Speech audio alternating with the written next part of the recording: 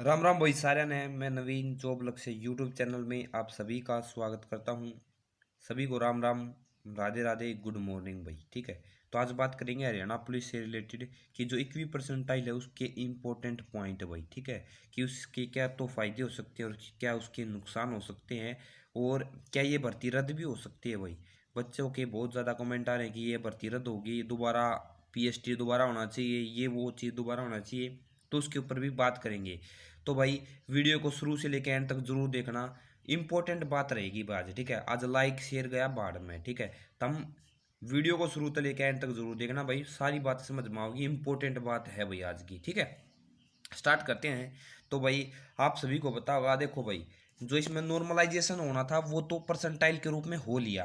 ठीक है, अब क्या करेंगे, ये कन्वर्टिंग परसेंटाइल इनटू ए नॉर्मलाइज्ड स्कोर। ठीक है, अब आप लोगों का जो परसेंटाइल था, जो पीएसटी के टाइम आप लोगों का निकाला गया था, आपकी रैंक निकाली गई थी, आपके पीएसटी के टाइम आप लोगों का परसेंटाइल स्कोर निकाला गया था, उस परसेंटाइल को अब ये नॉर्मलाइज्ड स्कोर में कन्वर्ट करेंगे और उसमें आप लोगों के एक्स्ट्रा मार्क्स जोड़ के क्या करेंगे, आप लोगों के नंबर, मतलब फाइनल नंबर और फाइनल रिजल्ट देंगे भाई। ठीक है, तो ये बात थी।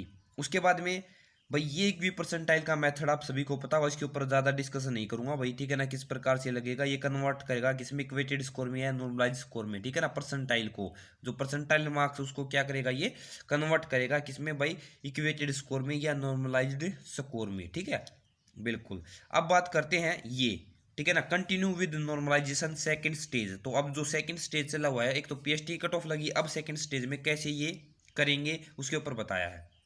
पहला पॉइंट, इंपॉर्टेंट पॉइंट है, इन्होंने बताया कि if the entire requirement process is based only single exam then the normalized score can be taken to be a percentile। ठीक है, इन्होंने बोला कि भाई अगर एक सिंगल एग्जाम होता तो हम परसेंटाइल को यूज कर सकते थे।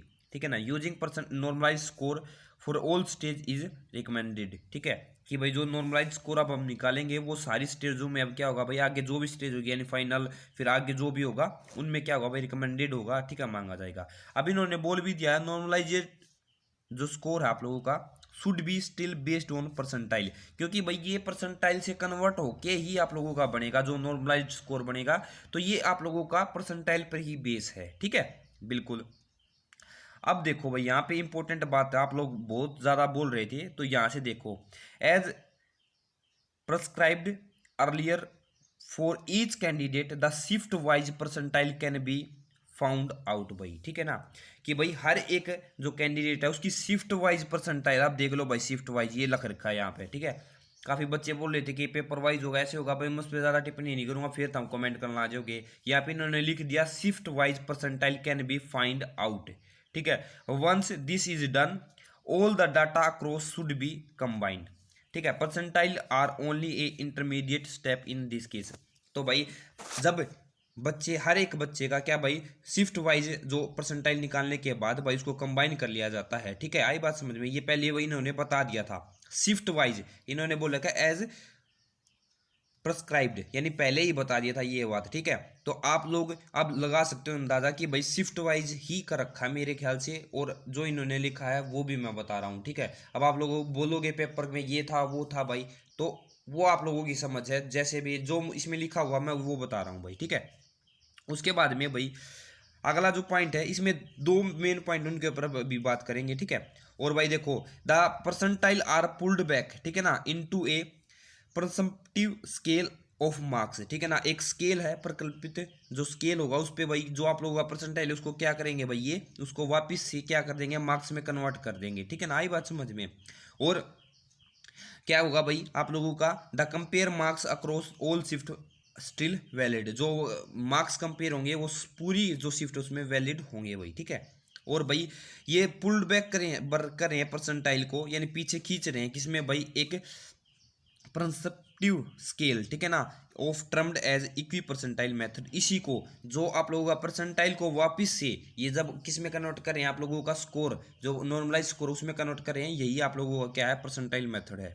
अब यहाँ पे देखो, ये जो पॉइंट है ना भाई, मोस्ट इंपॉर्टेंट है, 6 और 7। ठीक है, as a term of equipercentile suggest two candidate, any two candidate with same percentile, ठीक है ना, irrespective of the shift in which they wrote examination will have the same और नॉर्मलाइज्ड स्कोर। ठीक है ना, कहने का मतलब क्या है भाई कि कोई दो कैंडिडेट है जिन्होंने किसी भी शिफ्ट में क्या दिया हो, एग्जाम दिया हो, अगर उनका परसेंटाइल स्कोर है तो इनका इक्वेटेड स्कोर क्या होगा, सेम होगा भाई। ठीक है ना, बात क्या है देखो, समझने की बात ये है, मैं आप लोगों को बताता हूँ। देखो मान लेते हैं भाई एक 31 की मॉर्निंग का है, ये इंपॉर्टेंट है यहाँ से भाई। ठीक है, और एक 1 तारीख की मॉर्निंग का है। ठीक है, दोनों मॉर्निंग के हैं ये। इसका स्कोर बना भाई, इसका स्कोर बना है 58। कितना बना है, 58। और इसका स्कोर बना भाई 55। ठीक है, लेकिन इनका जो परसेंटाइल बन गया वो बन गया इनका भाई, मान लेते हैं। ठीक है ना, इनका परसेंटाइल मान लेते हैं भाई 98.756। इसका भी बन सकता है भाई यही। ठीक है ना, 98.756, दोनों का परसेंटाइल सेम है। उनके मार्क्स, रो मार्क्स अलग अलग है, लेकिन परसेंटाइल अगर सेम है तो इनका जो नॉर्मलाइज्ड स्कोर अब निकाला जाएगा, इक्वेटेड स्कोर निकाला जाएगा, वो सेम होगा। कहने का मतलब अगर हम मान लेते हैं कि भाई इनका इक्वेटेड स्कोर क्या होगा भाई, इक्वेटेड स्कोर हो गया भाई, मान लेते हैं कि भाई कुछ भी मान लो भाई 62 मान लो। ठीक है ना, तो दोनों का नॉर्मलाइज्ड स्कोर होगा वो 62 हो जाएगा भाई। अगर किसी का परसेंटाइल इक्वल है तो उनका नॉर्मलाइज्ड स्कोर भी क्या हो जाएगा, इक्वल हो जाएगा। ये मोस्ट इंपॉर्टेंट बात थी भाई इसकी। ठीक है, उसके बाद आगे मोर ओवर, इसके अलावा भाई between two candidate of one higher percentile will also a higher normalised score. अगर किसी कैंडिडेट का भाई परसेंटाइल क्या है, ज़्यादा है, ठीक है ना, तो उसका जो नॉर्मलाइज स्कोर होगा वो भी ज़्यादा ही होगा। ठीक है ना, वो किसी भी शिफ्ट में हो, किसी भी कुछ में हो, अगर नॉर्मलाइज स्कोर ज़्यादा है, मतलब परसेंटाइल ज़्यादा है, तो नॉर्मलाइज स्कोर भी क्या होगा, ज़्यादा ही होगा, जो अब निकालेंगे ये। ठीक है,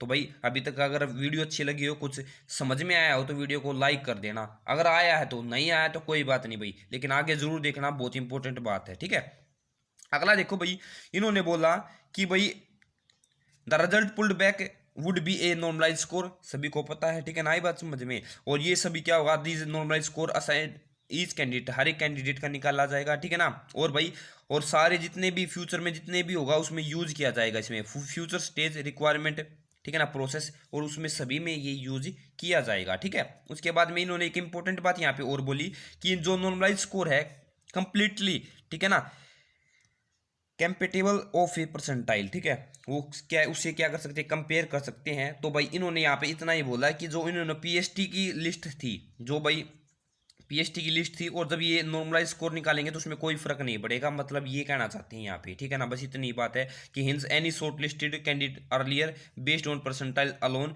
with the completely valid even the new normalise score. यानी भाई उस टाइम पे जो परसेंटाइल के अकॉर्डिंग जिसका सिलेक्शन हुआ है, अब वो ही रहेगा, उसमें कोई चेंज नहीं होगा। तो जो बच्चे बोल रहे थे कि हमारा पीएसटी दोबारा होगा, तो पीएसटी वगैरह कुछ नहीं होगा भाई। ठीक है ना, पीएसटी जब होता, अगर ये बोलते कि उसमें चेंज आ सकता है, उसमें इन्होंने बोल दिया साफ साफ कि जो पीएसटी में जब परसेंटाइल इन्होंने लगाया, और अब जब ये नॉर्मलाइज स्कोर निकालेंगे तो उसमें कोई फर्क नहीं होने वाला, वो उनसे कंपेयर कर सकते हैं। ठीक है, तो पीएसटी दोबारा नहीं होगा। जो राजी हो रहे थे उनके लिए दुखी की बात है। लाइक कर दो भाई, समझ में आया हो तो वीडियो। ठीक है ना, आगे और भी है कंटेंट, उसके बाद स्टार्ट करते हैं आगे।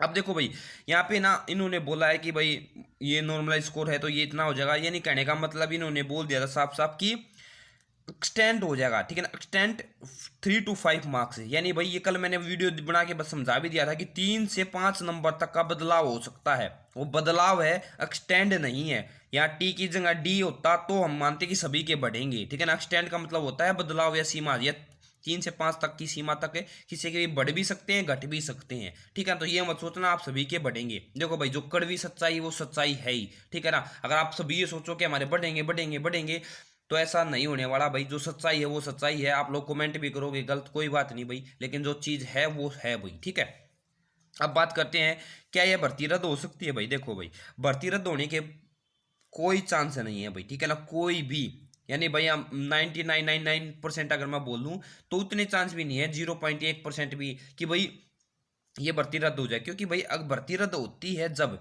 जब कोई बात गलत हो रही हो। ठीक है ना, गलत होने का मतलब क्या है, देखो गलत तो है ही, इसमें भाई इन्होंने नॉर्मलाइजेशन गलत तरीके से अप्लाई किया, लेकिन इन्होंने क्या किया भाई, उस भर्ती में भाई क्या कर दिया, मतलब ज्वाइनिंग वगैरह नहीं दी है। जैसे फीमेल कांस्टेबल की बात करें तो अभी तक ज्वाइनिंग वगैरह नहीं दी है।